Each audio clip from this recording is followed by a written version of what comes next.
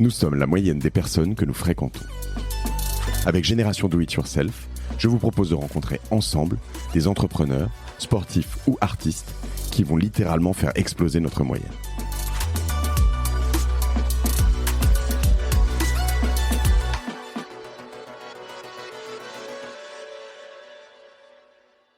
Et là, le business, alors qu'on faisait 2 millions d'euros l'année d'avant et qu'on avait fait 300% par rapport à l'année d'avant, là, on a fait moins 90%. Donc, on s'est retrouvé de 2 millions d'euros à 200 000 euros de chiffre d'affaires sur l'année. Le truc s'est écroulé, ça a arrêté net, quoi. Et voilà, le point de départ ayant été ce tremblement de terre et puis le Dalai Lama à l'Élysée. Donc, on s'est retrouvé, il n'y avait plus de Chinois qui voulaient aller en Europe et plus un Français qui voulait aller en Chine. C'est un truc que je pense pas beaucoup de mes invités ont vécu comme ça. Je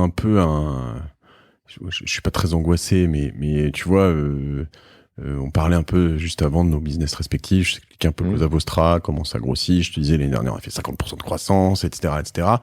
Mais depuis 8 ans qu'on a créé ça, on est toujours sur des croissances, on va dire au-delà de 20% largement. Et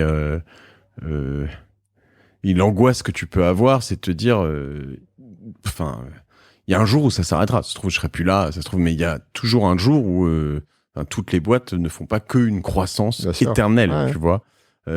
Toi qui as vécu assez tôt une sorte d'énorme tampon, une sorte de locomotive que tu prends dans la gueule quand même, parce que moins 90%, je veux dire, déjà il se passe quoi dans ta tête, mais tu fais quoi? Je veux dire, il y a des choses sur lesquelles tu peux rien. Est-ce que tu aurais pu faire d'autres choses autrement? C'est quoi ton bilan là-dessus? C'est hyper violent. Je pense que c'est le propre du... Alors, c'est assez spécifique dans le tourisme, et en plus, quand tu es mono-destination, parce que nous, on faisait que de la Chine vers l'Europe ou l'Europe vers la Chine, ça te montre le danger, le fait de ne travailler qu'avec un seul pays.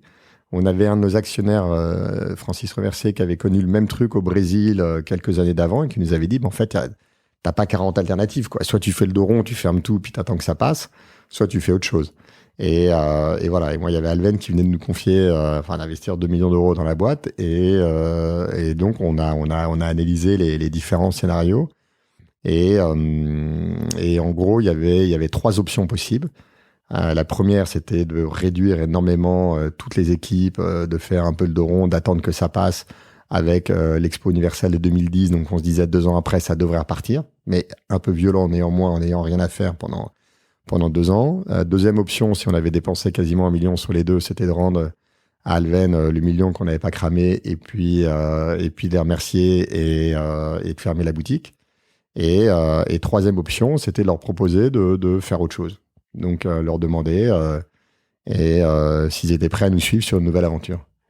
Et donc, c'est l'option qu'on a retenue. Et donc, j'ai échangé avec mes actionnaires. Je leur ai dit, écoutez, moi, je connais un peu le Vietnam, un peu l'Asie du Sud-Est, et on a complètement pivoté le business. Et on s'est mis à vendre un truc qui n'avait absolument rien à voir, donc des voyages sur mesure sur Internet à des Français qui voulaient aller en Asie ou ailleurs. Et donc c'est comme ça qu'est né Marco Vasco. Et alors, comment tu fais ça? Je veux dire, tu leur dis pas, est-ce que vous me permettez de vous proposer autre chose? T'arrives avec autre chose et tu leur dis, ça vous sauce ou... Ouais. T'arrives avec les 3 scénarios. De toute façon, eux, ils avaient mis une provision de 90% sur la ligne, en tant que fonds. Ils savaient que le truc était mort.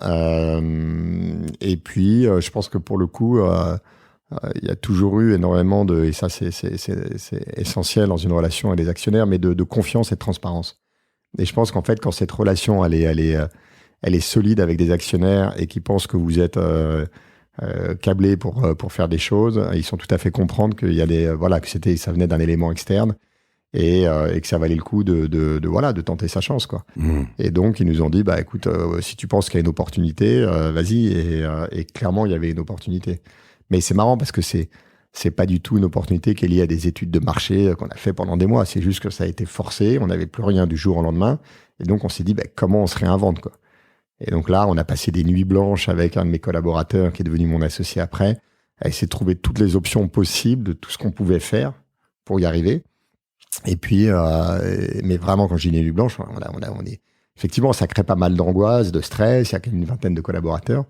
Et puis on s'est dit, non, en fait, a priori, notre business tel qu'on le fait aujourd'hui, il est dead. Et donc, on a vraiment mis une croix dessus. On a fermé tout le bureau. J'ai gardé une personne, donc Mathieu, qui est devenu mon associé après chez Marco Vasco. Et donc voilà, c'est des périodes qui sont un peu douloureuses, de devoir fermer un bureau. Humainement, pas beaucoup d'expérience managériale. J'avais un peu plus de 30 ans. Enfin, c'était pas, c'est des périodes qui sont pas faciles à vivre, effectivement. Et puis, on s'est dit, on a monté un premier site web un peu à l'arrache. On a été regarder des brochures qui existaient. Puis, on a mis 2-3 voyages pour aller au Vietnam. Pareil pour aller en Thaïlande et ailleurs. Puis, on les a mis sur Internet. On a dépensé quelques euros dans AdWords. On n'avait pas de numéro fixe à Paris, donc j'ai pris un numéro Skype, parce que le numéro Skype, on pouvait acheter un 01 et puis ça renvoyait vers le portable. Et comme ça, je me souviens, j'étais sur la plage à Saint-Jean-de-Luz en août 2008 et j'avais les premiers leads qui tombaient de clients comme ça, qui m'appelaient sur mon portable, qui pensaient qu'on était une grande agence pour faire partir les premiers, faire partir nos premiers clients, quoi. Marco Vasco. C'est comme ça qu'est né Marco Vasco.